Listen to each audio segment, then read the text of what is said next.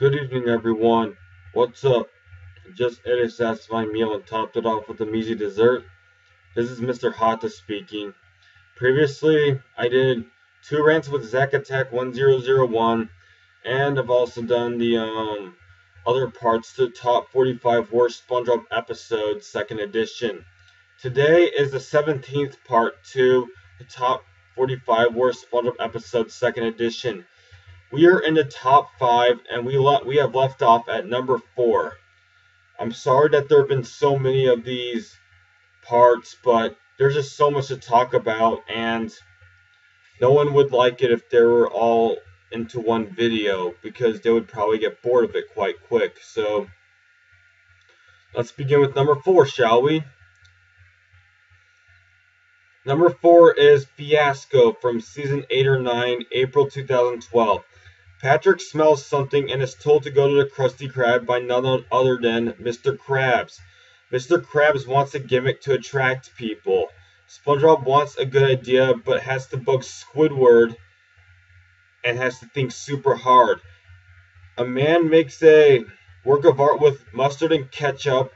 It's a work of art by Fiasco, according to Squidward. That's a work of art. That thing is considered a work of art. Ha! If it were that easy and quick, how is it that valuable to the world of art? The writers must not know much about art then. It's kind of art, I guess. Squidward finds it very admirable. However, Mr. Krabs is so uncultured and just thinks it's some garbage. Squidward says it's not, explaining why with very good reasons. Mr. Krabs, who's just ever so greedy, wants the quote-unquote priceless thing from Squidward, even though Squidward found it first and he wants it. Just then a man butts in, uninvited, and says that's not because it's a so-called quote-unquote national treasure. Look, I know this is a work of art, but how on earth is this a national treasure? It was made like 5 minutes ago. A national treasure would have to be priceless. And I don't think that thing is really priceless, because it has been named as a national treasure, even though it was not even close to being at the slightest. It must be sealed. That's gonna eventually spoil, but oh well. Food never lasts forever. Apparently, that work of art belongs to the people of Bikini Bottom. What on earth does he even mean by that? That was one thing that was never explained or explainable. It does not belong to a single person out there. It just belongs to the universe, maybe. Meanwhile, Plankton wonders why Mr. Krabs is succeeding so well and steals it. That's what he attempts to steal this time instead of the you-know-what, Krabby Patty's secret formula. Out of nowhere, like many times, the brutal police appear and chase Plankton the whole episode. They go on a big manhunt for him for pretty much the rest of the episode. They stalk him for a while, from the movie theater to the supermarket to even all the way as far out as the nearly unreachable outer space from extremely high right above everyone. How on earth did the police and Plankton manage to go all the way out that far? More effort could have been put into those parts. It was not even explained. How on earth do those ruthless police manage to finally not have a hard time stalking him? When Plankton is finally in Bikini Bottom, he wants help from Patrick for safety, but without even bothering to think even just a bit, he almost never does, like ever, just says that he has nothing to do in the morning. Wait, what? What did he just say? Yes, Mr. Star, we were listening loud and clear. Don't you dare think you were hiding something, because you are not. Excuse me, what have you said? Does not make any sense. Doesn't make sense. It's not understandable. This is not. Plankton, so desperate and out of his mind, forces SpongeBob to explain why the cops are after him and not Mr. Krabs. Plankton uses a wooden spoon to make SpongeBob behave himself and surrender. He says to SpongeBob that he is a criminal for no reason at all. That statement was almost thoughtless right there at the end. A spoon? Seriously, a spoon? A silly spoon? Come on, that's like never a threat. Almost never. That's just utter silliness. Here's what happens next. One may not believe this, but this is true. Patrick ate the work of art. Yes, Mr. Patrick Star was that brainless to eat the work of art for a fact.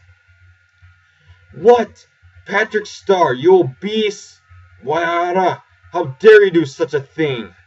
The police arrive at Squidward, who tells them that they have made a ruckus, in which they most certainly did, especially Patrick. Yes, it was all Patrick's fault this time, not Plankton's.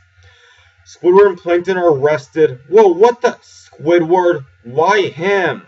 What did he do? Are you brain dead, you fools? No, you dunderheads. He didn't do anything. He was just annoyed from his obnoxious neighbors. Mr. Krabs appears out of nowhere. Where on earth did you even come from? He was not there to even begin with. What's that big bully got to do with this case? He is thanked for clearing the case. Excuse me? Why is Mr. Krabs being thanked for no reason at all? What on earth has he been done to deserve to be thanked? Let's see. Oh yeah, I know. Nothing. Absolutely nothing. He didn't even care about his very own employee being in jail. What are you? Who on earth do you think you are? You have no soul. All you ever do with Squidward is use him as a punch bag, and nothing else. You don't even appreciate him.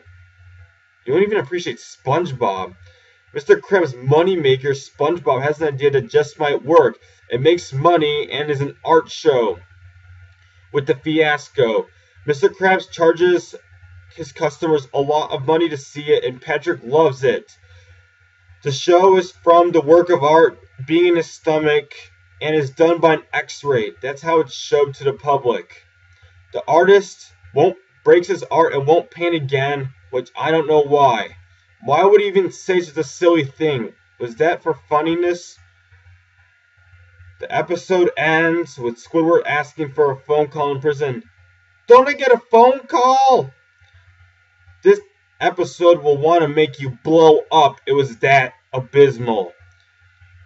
Patrick should have been in prison for what he did. He was a thief, not Plankton, and most certainly not Squidward. Why on earth must Squidward always be punished for almost no reason at all? Why must they always pick on him and not someone else? Pick on the citizens of Bikini Bottom while you're at it. What do the police have against him? All he wanted was some peace and quiet, nothing else. Something he almost never gets, all because of his two obnoxious neighbors.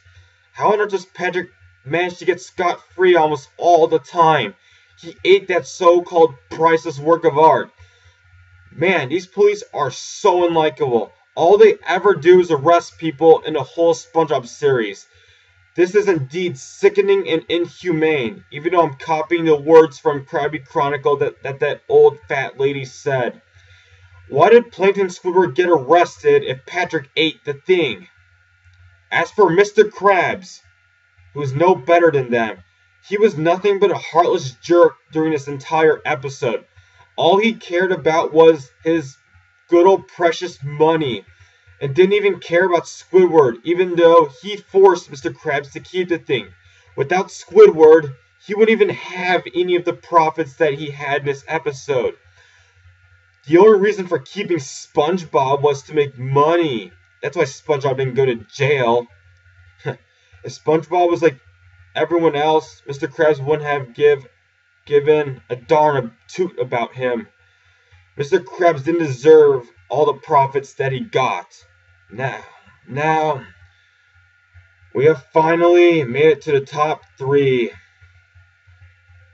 That's all I have to say for the 17th part to the top 45 worst SpongeBob episodes, 2nd edition. Next time on the 18th part will be the top 3 divided into 2 or 3 parts. That's all I have to say for this rant/countdown. Good night.